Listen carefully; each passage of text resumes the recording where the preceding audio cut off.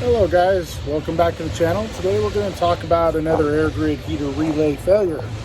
B2609 intake air grid heater performance code.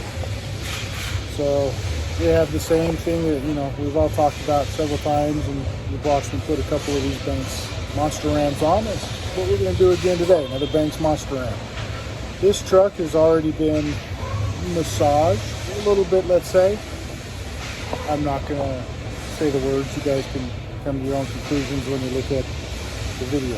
Anyway, let's get into this. All right, so first thing we got to do is take away some stuff, and then clean some stuff, and then put some good stuff back on.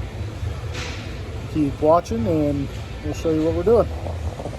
Here's our massaged engine. Notice some parts not there yet. Anyway, let's go over to this side. Air intake grid heater is underneath there. The 2609 code, their intake air grid heater performance code. So we're going to tear all that out and put some good stuff on. So keep watching. Here we go. We got everything apart. We got the surfaces cleaned up, ready to start putting in the new stuff. But I want to show you a couple things, some really cool things about what the benefit is on these. One of them is on the factory unit. You are looking at a measurement of what is that? Just under 1.5 inches by, what is that? 5 3/4 inches. So that's all the room that you have for your engine to breathe, and these Cummins breathe a lot of air. It means you're bringing a lot of air through that. Here's a look at the factory.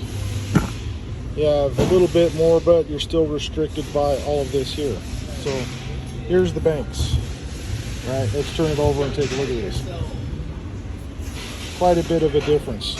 Let's look at the plate, the adapter plate that takes the place of the grid heater. That's this guy right here. Let's take some measurements. You have just under 3 inches, and you're sitting right about 6 1/4 inches more room for your engine to breathe through. Plus, you don't have the grid heater restricting your airflow. Now, some people question whether or not the heater element that goes into here is going to be sufficient. And unless you're in a negative 40-degree climate, it's probably not going to give you any problems at all. And if it does, you just cycle your key 2-3 times and heat up the air charge that is inside of here.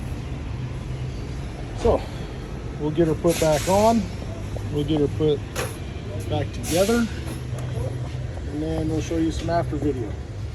Alrighty guys, here she is, completed, installed, everything good to go, tested. I want to make a note here. You really need to be very careful when you're tightening this nut. That little stub shaft is pretty fragile, so I'm going to say this slowly. Use extra caution. Make sure you put an 8mm backup wrench on that when you're snugging that nut down. Do not get rambunctious and try and just rip it on there. You'll break it. So anyway, she's done. She's good to go. I'll be posting this video here in a little while, and I want to thank you all for tuning in and checking out our show. Do I have my light on? No, I don't. All right, and I also want to big shout out to everybody for all the comments, all the views, all the subscribers. Really helps. So anyway, thanks a lot, and we'll talk to you all shortly. Thank you.